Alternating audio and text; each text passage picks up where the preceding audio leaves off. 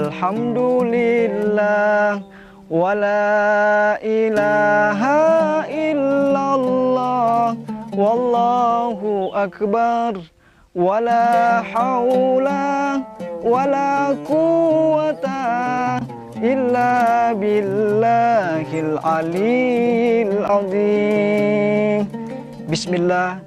Assalamualaikum warahmatullahi wabarakatuh. Alhamdulillah. Alhamdulillah rabbil alamin. Wassalatu wassalamu ala asrafil mursalin Sayyidina Muhammadin wa ala alihi wa ashabihil kiram, amma ba'd. Para pemirsa dimanapun berada yang insya Allah dirahmati oleh Allah Jalla Jalal, syukur kita panjatkan kehadirat ilahi Rabbi Allah Azza wa Jalla. Dialah Allah Subhanahu wa Ta'ala yang telah memberikan apa yang kita butuhkan. Dialah Allah Subhanahu wa Ta'ala yang telah memberikan kontrakan untuk hidup di atas permukaan bumi ini. Apa sih kekurangannya Allah Subhanahu wa Ta'ala? Allah berikan kepada kita nikmat kehidupan, Allah berikan kepada kita nikmat kesehatan. Namun terkadang kita yang sangat sombong dan congkak, yang tidak mau ruku dan sujud kepada Allah Jalla Jalaluhu. Para hadirin jemaah insya Allah dirahmati oleh Allah Subhanahu wa Ta'ala. Salawat dan salam kita haturkan kepada baginda Rasulullah Muhammad sallallahu alaihi wasallam, Nabi yang diberikan oleh Allah Subhanahu wa Ta'ala gelar Al-Amin.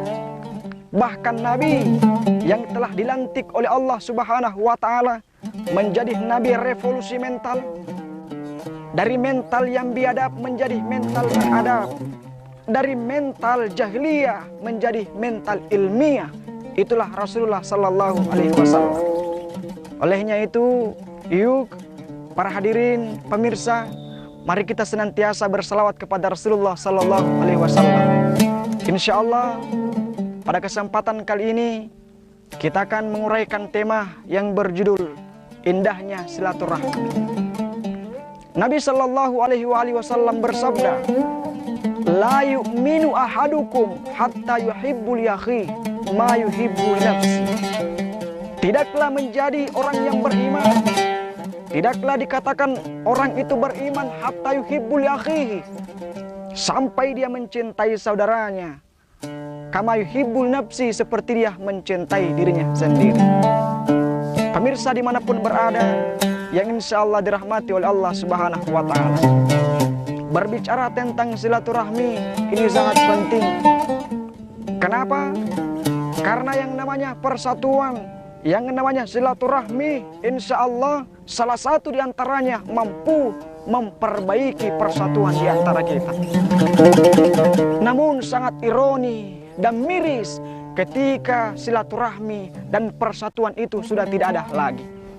Bayangkan para hadirin pemirsa yang dirahmati oleh Allah Subhanahu wa Ta'ala, ketika orang bertetangga tidak lagi ada silaturahmi, orang yang bertetangga tidak ada lagi yang namanya persatuan, maka luar biasa kehancuran di negara kita.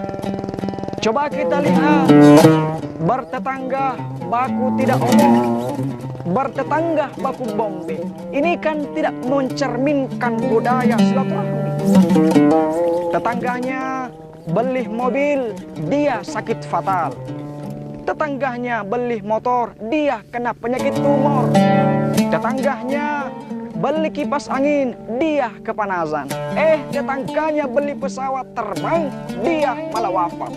Kenapa demikian para hadirin? Karena tidak adanya sifat silaturahmi di antara para tetangga.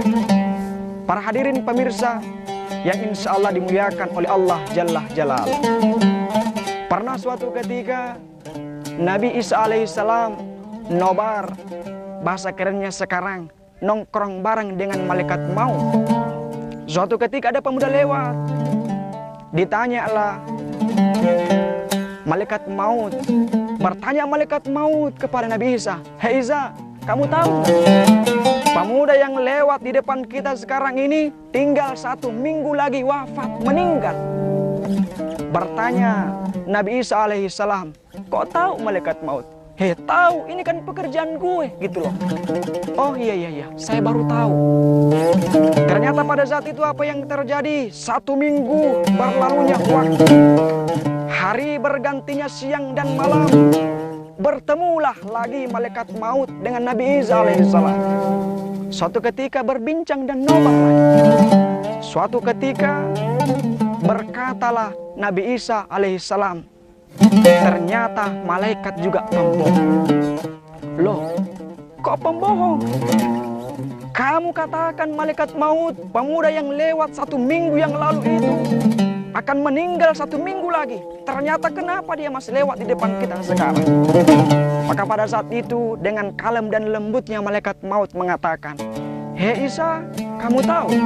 Ternyata pemuda yang lewat 1 minggu yang lalu, dia lewat di depan kita karena dia pergi mengunjungi saudaranya yang sakit. Dia pergi mengunjungi saudaranya yang sedang terbaring sakit. Itu menandakan dia pergi memperbaiki silaturahminya. Olehnya itu Allah mengatakan jangan ambil nyawanya. Jangan cabut nyawanya dulu. Kenapa jangan cabut nyawanya? Karena ternyata salah satu memperpanjang umur adalah memperbaiki silaturahmi. Para hadirin, pemirsa dimanapun berada, yang insya Allah dirahmati oleh Allah Subhanahu wa Ta'ala. Malu kita sama semut. Kenapa kita harus malu sama semut? Semut itu binatang yang paling kecil, binatang yang tidak punya daya dan upaya. Tapi kenapa semut mampu mengangkat barang-barang yang berat, mampu mengangkat barang-barang yang besar daripada tubuhnya? Itu karena di sana terdapat sebuah persatuan dan silaturahmi. Kok kita kalah sama mereka? Mereka cuma makhluk yang kecil. Mereka cuma makhluk yang sangat-sangat kecil dibanding dengan kita manusia. Katanya kita manusia sekolah TK, sekolah SD, sekolah SMP, sekolah SMA, S1, S2, S3 sampai S-teler. Kok persatuan kita tidak ada? Malu kita sama semut. Semut sangat kecil namun bersatu. Bagaimana dengan kita yang berbagai macam S dan S kita dapatkan? Kenapa kita tidak bisa bersatu dan memperbaiki silaturahmi? Para hadirin, pemirsa dimanapun berada, yang insya Allah dicintai, disayangi oleh Allah Subhanahu wa Ta'ala. Olehnya itu Rasulullah Sallallahu Alaihi Wasallam sangat menganjurkan kepada kita untuk senantiasa ketika urusan dunia jangan kita melihat ke atas, namun ketika urusan akhirat kita harus tunduk ke bawah. Dan kenapa? Ketika urusan akhirat menunduk ke bawah, dunia harus menghadap ke atas. Ketika dunia tetangga boleh kaya, tetangga silahkan hebat, tetangga silahkan berpangkat, tapi jangan kita mau ikut-ikut dengan mereka. Kenapa akhirat harus menunduk ke bawah? Kenapa akhirat harus menatap ke atas? Itu menandakan para hadirin bahwasanya tetangga saya rajin sholat subuh, kok saya ketiduran? Tetangga saya jam 11 hari Jumat sudah ada di masjid, saya masih di pasar. Tetangga saya kalau Ramadan sedekahnya luar biasa banyak, padahal penghasilannya sedikit. Kok saya tidak pernah bersedekah? Malu kita ketika urusan dunia, ketika urusan akhirat kita terlambat. Tetapi ketika urusan dunia silahkan kita menghadap ke bawah. Itulah anjuran daripada Rasulullah Sallallahu Alaihi Wasallam.